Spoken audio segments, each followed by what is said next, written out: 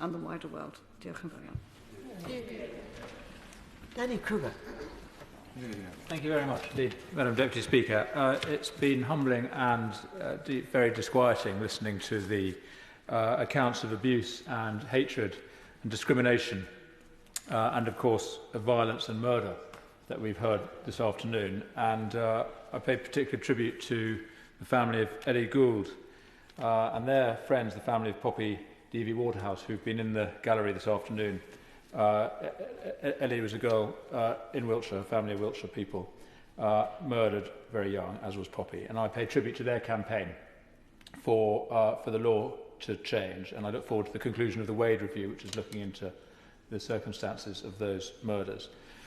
Madam Deputy Speaker, I want to speak briefly about, firstly, about the economy in which women find themselves, and secondly, about gender, about the politics of gender. We've heard about how behind every great woman is a great man. I'm proud to stand behind so many great women on our bench today, and opposite so many great women as well. And, Madam Deputy Speaker, I'm the son and the grandson of full-time working women who are obviously also mothers and very good mothers, I emphasise. And I spent 10 years. I spent 10 years working with my wife for the charity that we founded together, working in prisons, working in Holloway Prison, before it was thankfully sold off, disbanded, closed down. And I'm very glad that my children have such role models in their mother, grandmother and great-grandmother. And I echo the point made by the Honourable Member for Bristol South a moment ago about the way that opportunities have opened up for girls and young women in our time. Of course, women have all the legal rights that they need, and increasingly they have that equality is becoming a reality. But there is so much more to be done, as we've been hearing this afternoon. And perhaps just as worrying, the idea that women can have it all often just means that women must do it all, must continue to do all the work they were doing before. And this presents also very difficult choices, and not just for women. I also made the costume for my daughter's World Book Day, but I advised my honourable friend just to use cardboard boxes. That's what I did. It's so much simpler than sewing together. My daughter wanted to go as the boy in the tower, which is a lot easier a very easy costume to put together. I do recommend it.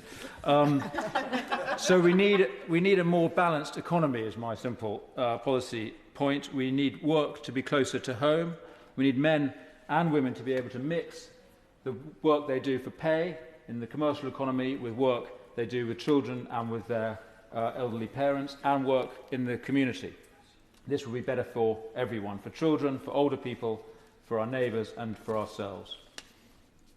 So, Madam Deputy Speaker, on to the difficult topic. I regret the suggestion that's been made on benches opposite today that International Women's Day is somehow not a moment in which it's appropriate to discuss what actually a woman is. I wish this wasn't a controversial topic, but the fact is that it is, and surely this is a time and a place in which that topic can be discussed. I noticed today that the leader of the Scottish Government has announced an official apology to the victims of the Witches Act, for the victims of the hunt against witches back in the early modern period in Scotland. I hope she would also extend some sympathy to the victims of today's witch hunts. Women, mostly women, but also men, who are vilified, cancelled, professionally destroyed, physically threatened for their beliefs. People who simply believe in the biological difference between men and women. And I pay particular tribute to the Honourable Member for Canterbury, the Honourable Member for Edinburgh South West, for their courage in this topic.